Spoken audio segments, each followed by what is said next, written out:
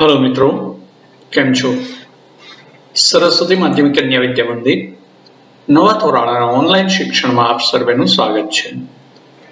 ધોરણ 9 વિષય વિજ્ઞાન નંબર 10 ગુરુત્વાકર્ષણ, જેને અંગ્રેજીમાં ગ્રેવિટેશન કહેવામાં આવે છે। તો મિત્રો, આપણે આ પૂર્વે પ્રકરણ નંબર 8 અને 9 ભૌતિક વિજ્ઞાનના જોઈ ગયા છીએ। ગતિ અને ગતિ માટે જવાબદાર બળ શું છે અને એના પર આધારિત ન્યૂટનના ગતિના નિયમો। તો હવે પ્રકરણ નંબર 10 ની અંદર આપણે સમજવાનું છે ગુરુત્વાકર્ષણ શું છે। પ્રકરણ 8 અને 9 માં આપણે જે પદાર્થની ગતિ અને ગતિ માટે જવાબદાર બળનો અભ્યાસ કર્યો, તો આપણે એ પણ શીખી ગયા કે પદાર્થની ઝડપ કે ગતિની દિશા બદલાવવા માટે બળની જરૂર પડે છે। આપણે હંમેશા જોઈએ છીએ કે કોઈ પદાર્થને ઊંચાઈ પરથી પડવા દેવામાં આવે ત્યારે તે પદાર્થ પૃથ્વી તરફ ગતિ કરે છે। આપણે જાણીએ છીએ કે બધા જ ગ્રહો સૂર્યની આસપાસ પરિક્રમા કરે છે। ચંદ્ર છે પૃથ્વીની આસપાસ પરિક્રમા કરે છે। આ દરેક પરિસ્થિતિઓમાં પદાર્થ પર, ગ્રહો પર તથા ચંદ્ર પર કોઈક ને કોઈક ચોક્કસ બળ લાગતું હોવું જોઈએ। સર આઇઝેક ન્યૂટને એ હકીકત સમજી ગયા હતા કે આ બધા જ પરિસ્થિતિઓ માટે કોઈ એક જ બળ જવાબદાર છે અને આ બળને તેણે ગુરુત્વાકર્ષણ બળ એવું નામ આપ્યું। આ પ્રકરણમાં આપણે ગુરુત્વાકર્ષણ તથા ગુરુત્વાકર્ષણના સાર્વત્રિક નિયમનો અભ્યાસ કરીશું। આપણે પૃથ્વી પર ગુરુત્વાકર્ષણ બળની અસર હેઠળ પદાર્થ કેવી ગતિ કરે છે એની ચર્ચા કરીશું। પદાર્થનું વજન એક સ્થાનથી બીજા સ્થાન પર કઈ રીતે બદલાય છે, પ્રવાહીઓમાં પદાર્થને તરવા માટે કઈ બાબતો જવાબદાર છે, કઈ શરતોને આધીન પદાર્થ છે એ પ્રવાહીઓમાં તરી શકે છે, એની પણ આપણે આ પ્રકરણની અંદર ચર્ચા કરીશું। તો મિત્રો, જોઈએ ગુરુત્વાકર્ષણ શું છે। આપણે જાણીએ છીએ કે ચંદ્ર છે પૃથ્વીની આસપાસ પરિક્રમણ કરે છે। જ્યારે કોઈ પદાર્થને ઉપરની તરફ ઉર્ધ્વ દિશામાં ફેંકવામાં આવે ત્યારે તે અમુક ઊંચાઈ સુધી પહોંચ્યા બાદ સ્થિર થાય છે અને ફરી નીચે તરફ પૃથ્વીની તરફ એ ગતિ કરવા લાગે છે। એવું કહેવાય છે કે ન્યૂટન જ્યારે ઝાડ નીચે બેઠા હતા ત્યારે એક સફરજન તેમના મસ્તક પર પડ્યું, એના માથા પર પડ્યું અને સફરજનના નીચે તરફ પડવાની આ ઘટનાને ન્યૂટનને વિચારતા કરી દીધા કે શા માટે આ સફરજન નીચે તરફ જ આવ્યું, ઉપર તરફ કેમ ન ગયું? જો પૃથ્વી છે એ સફરજનને પોતાની તરફ આકર્ષિત કરી શકે છે, તો શું ચંદ્રમાને આકર્ષિત નહીં કરતી હોય? શું બંને પરિસ્થિતિઓમાં એક જ પ્રકારનું બળ લાગે છે? કેટલી બાબતોને વિચારી અને અનુમાન લગાવ્યું કે આ બધી વિવિધ પરિસ્થિતિઓની અંદર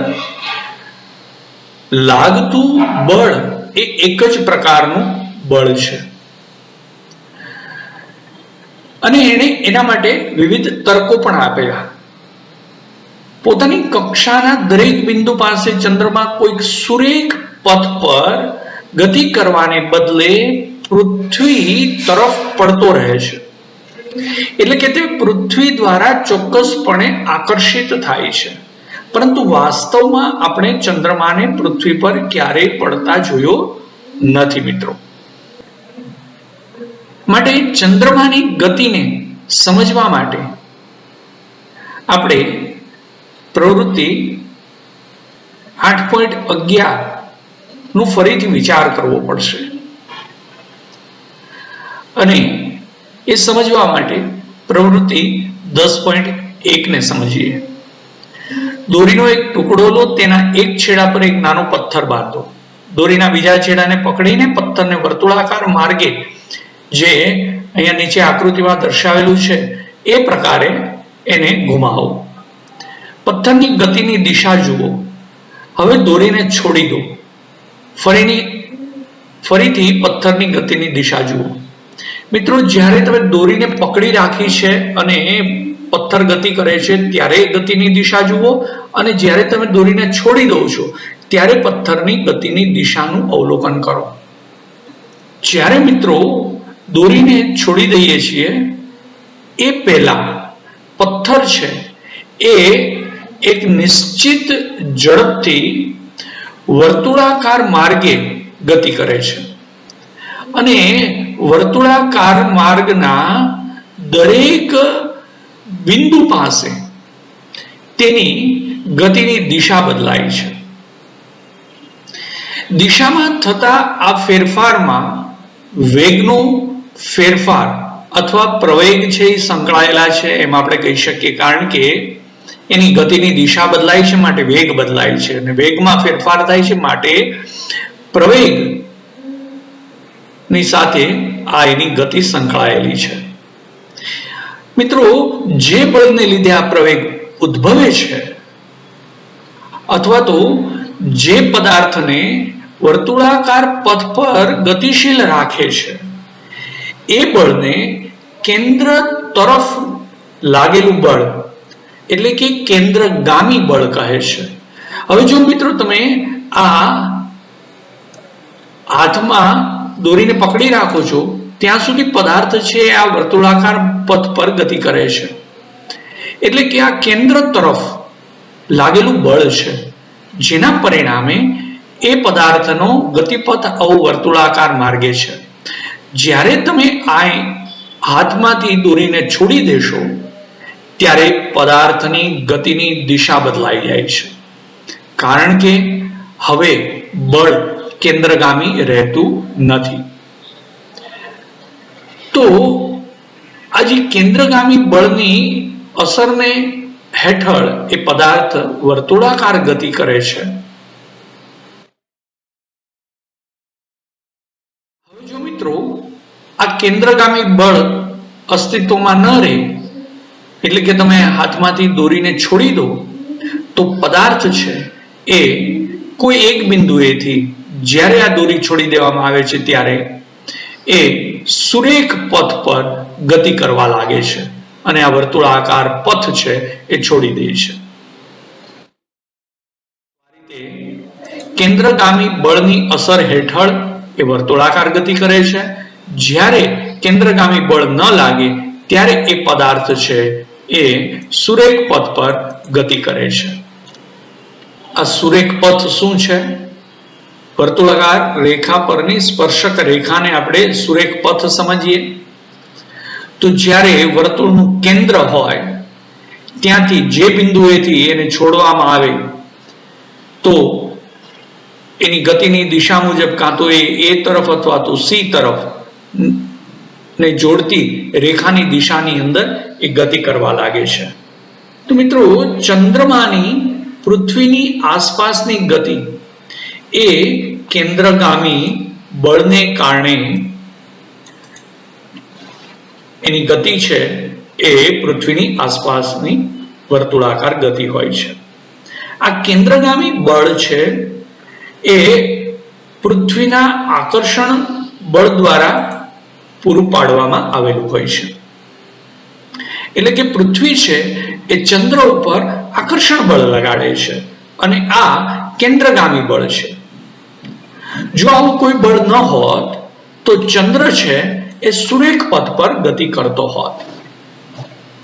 આપણે જોઈએ છીએ કે સફરજન છે પૃથ્વી તરફ આકર્ષાય છે. તો મિત્રો, આપણને બીજો પ્રશ્ન એ થાય કે શું સફરજન પણ પૃથ્વીને પોતાની તરફ આકર્ષે છે? જો આવું હોય તો આપણે પૃથ્વીને સફરજનની તરફ ગતિ કરતી કેમ જોઈ શકતા નથી? તો મિત્રો, એને સમજવા માટે આપણે ન્યૂટનના ગતિના ત્રીજા નિયમને ધ્યાનમાં લઈએ. સફરજન અને પૃથ્વી એ બંને એકબીજાને પોતાની તરફ આકર્ષે છે. એટલે કે પૃથ્વી સફરજનને આકર્ષે છે અને સફરજન પણ પૃથ્વીને આકર્ષે છે, કારણ કે ન્યૂટનનો ગતિનો ત્રીજો નિયમ છે કે બંને એકબીજા પર બળ લગાડે. જો પૃથ્વી છે સફરજન ઉપર બળ લગાડતી હોય તો સફરજન છે પૃથ્વી તરફ બળ લગાડે. પરંતુ ગતિના બીજા નિયમ પ્રમાણે આ જે લગાડવામાં આવતું આકર્ષણ બળ છે એના દ્વારા પદાર્થમાં ઉદ્ભવતો જે પ્રવેગ છે એ એના દળના વ્યસ્ત પ્રમાણમાં હોય છે. માટે પૃથ્વીની સાપેક્ષમાં સફરજનનું દળ નગણ્ય છે અથવા તો અવગણ્ય છે. તેથી આપણે પૃથ્વીને સફરજન તરફ ગતિ કરતા જોઈ શકતા નથી. જ્યારે કે પૃથ્વીનું દળ છે એ સફરજન કરતા અનેક ગણું વધારે હોવાને કારણે સફરજન છે એ પૃથ્વી તરફ ગતિ કરતો આપણે જોઈ શકીએ છીએ. આ જ તર્કને જરા વિસ્તૃત કરીએ તો એના આધારે આપણે જાણી શકીએ કે પૃથ્વી શા માટે ચંદ્ર તરફ ગતિ કરતી નથી અને ચંદ્ર શા માટે પૃથ્વીની આજુબાજુ ગતિ કરે છે. કારણ કે ચંદ્ર કરતા પૃથ્વીનું દળ પણ ખૂબ જ વધારે હોવાને કારણે ચંદ્ર છે એ પૃથ્વીના આ આકર્ષણ બળને કારણે એની આસપાસ ગતિ કરે છે. આપણા સૌર પરિવારમાં બધા જ ગ્રહો સૂર્યની આસપાસ પરિક્રમણ કરે છે.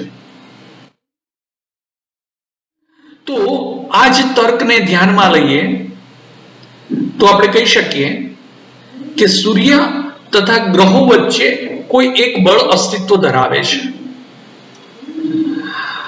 અત્યાર સુધીની આ ચર્ચાને આધારે આપણે કહી શકીએ કે બધામાં એક જ સરખું આ બળ લાગે છે. માટે ન્યૂટન એવા તારણ પર આવ્યા કે ફક્ત પૃથ્વી જ સફરજન કે ચંદ્રને આકર્ષિત કરતી નથી, પરંતુ વિશ્વના બધા જ પદાર્થો એકબીજાને આકર્ષે છે. પદાર્થો વચ્ચેના આ આકર્ષણ બળને એણે ગુરુત્વાકર્ષણ બળ એવું નામ આપ્યું.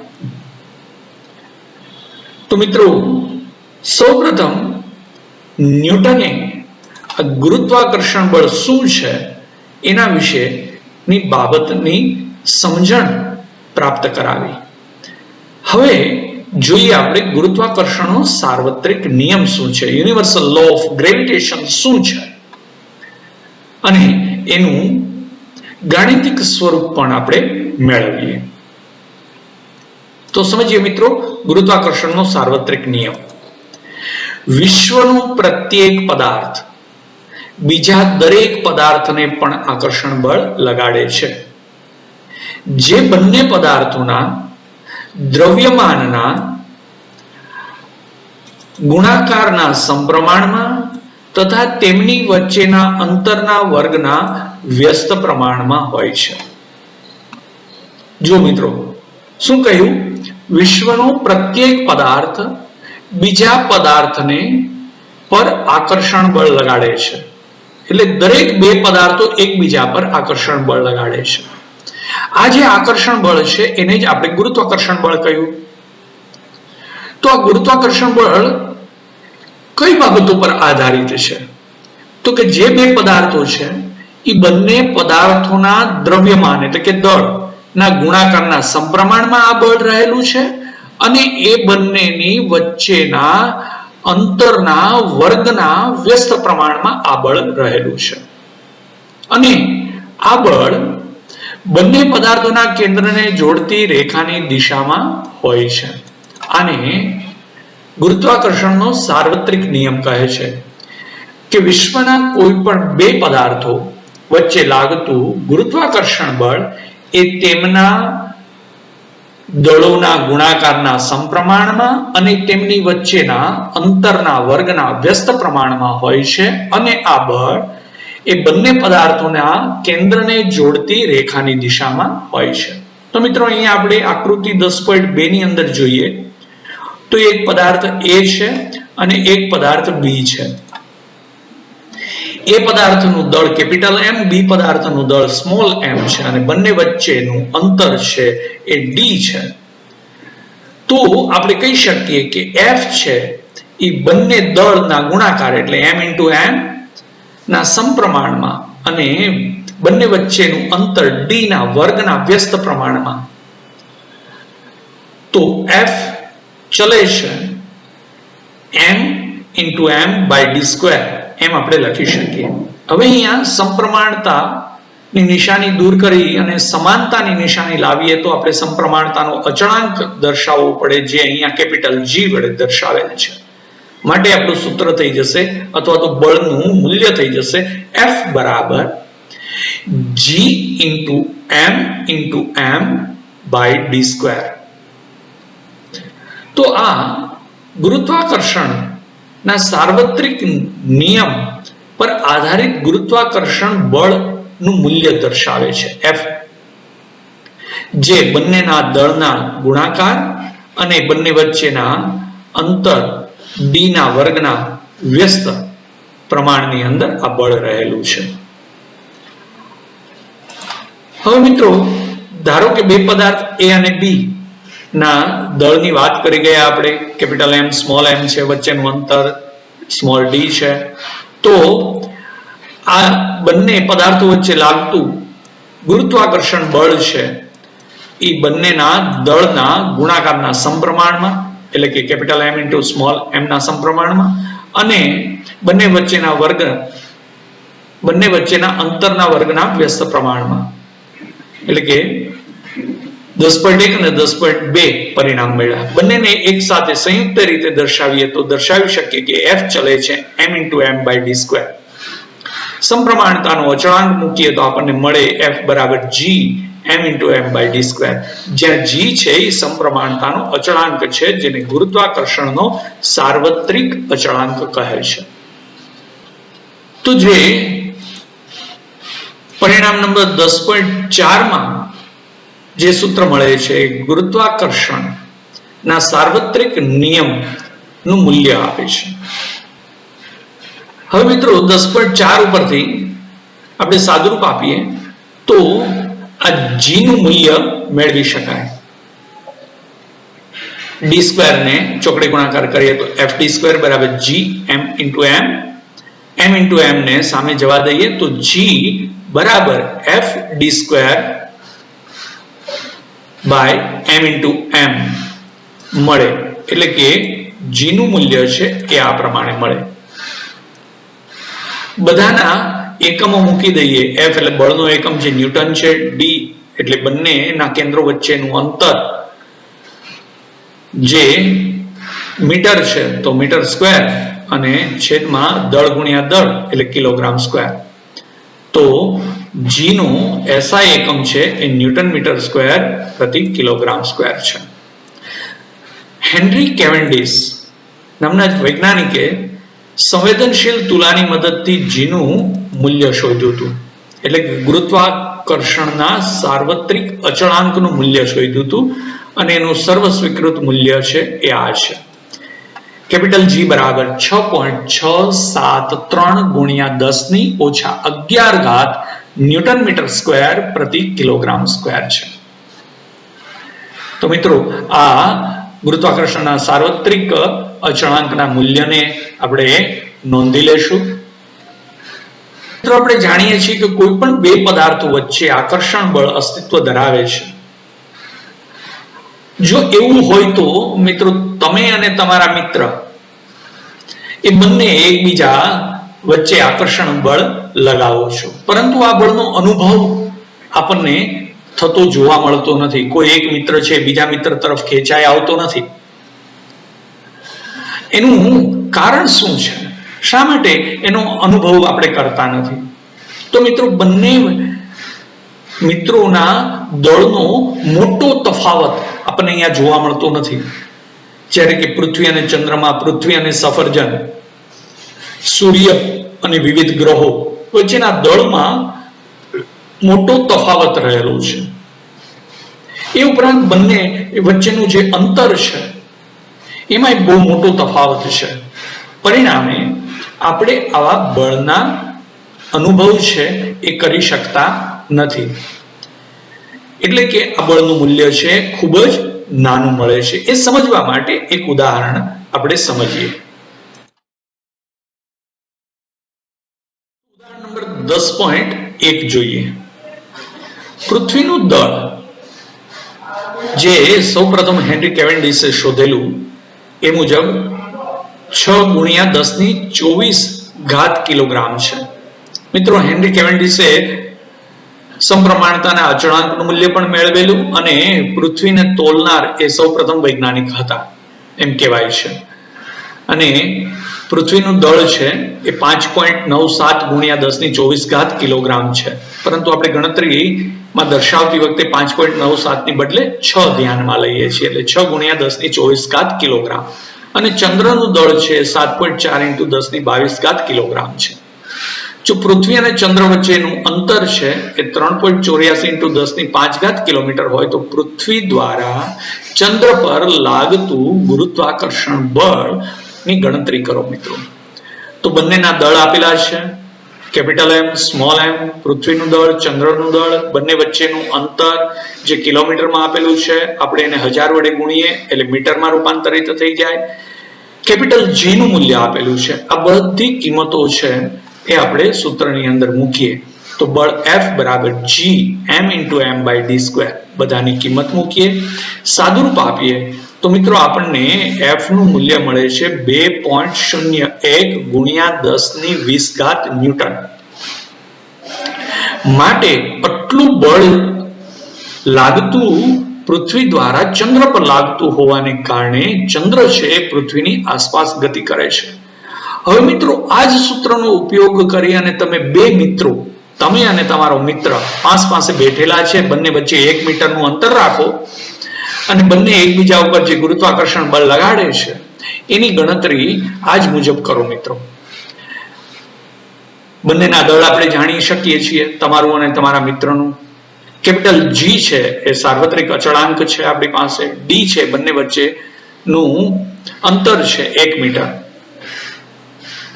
તો મિત્રો જરા સમજવાનો પ્રયત્ન કરીએ તો G નું મૂલ્ય 6.7 × 10⁻11 m × m તમારા બંને મિત્રોના દળ છે કિલોગ્રામમાં, એ લઈ લો અને છેદમાં 1 મીટર નો વર્ગ એટલે 1. તો પરિણામે મળતું મૂલ્ય એકદમ નાનું આવે છે. તો એટલા બળની અસર હેઠળ પદાર્થ છે એ પ્રવેગી ગતિ કરી શકતો નથી, એના વેગમાં ફેરફાર થતો નથી. પરિણામે બે મિત્રો એકબીજા તરફ આ જે બળ લગાડતા હોવા છતાં એનો અનુભવ કરી શકતા નથી મિત્રો.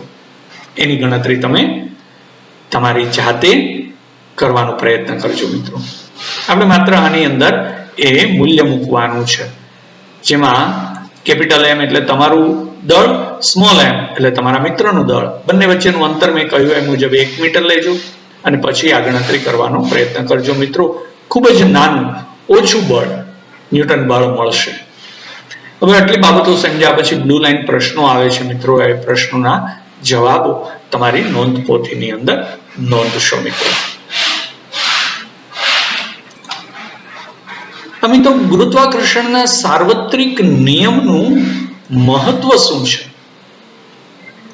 તો ગુરુત્વાકર્ષણનો સાર્વત્રિક નિયમ છે એ અનેક એવી ઘટનાઓ છે એને બહુ સરળતાપૂર્વક અથવા તો સફળતાપૂર્વક આપણને સમજાવી શકે છે,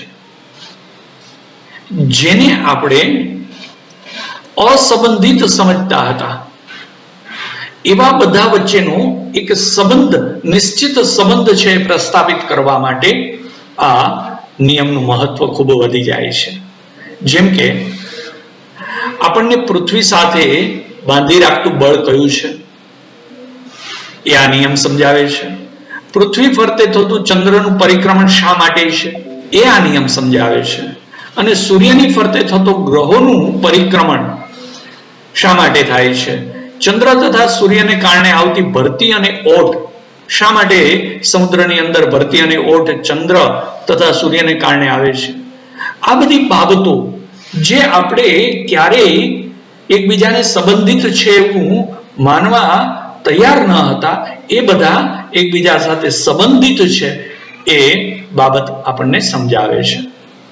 અને આ બધાની પાછળ ગુરુત્વાકર્ષણનો સાર્વત્રિક નિયમ જવાબદાર છે એ આપણને ખ્યાલ આવે છે.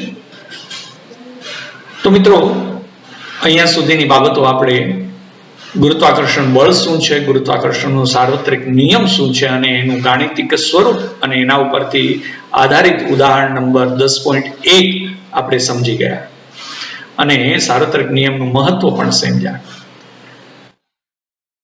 નેક્સ્ટ ટાઈમ જ્યારે મળીશું ત્યારે ગુરુત્વાકર્ષણ બળને આધારે પદાર્થમાં ઉદ્ભવતો પ્રવેગ કઈ રીતે હોય છે અને કેટલો હોય છે, એના આધારિત મુક્ત પતન શું છે એ બાબતોને સમજવાનો પ્રયત્ન કરીશું. પુનરાવર્તન કરતા રહેજો મિત્રો. સ્વસ્થ રહેજો. આવજો મિત્રો.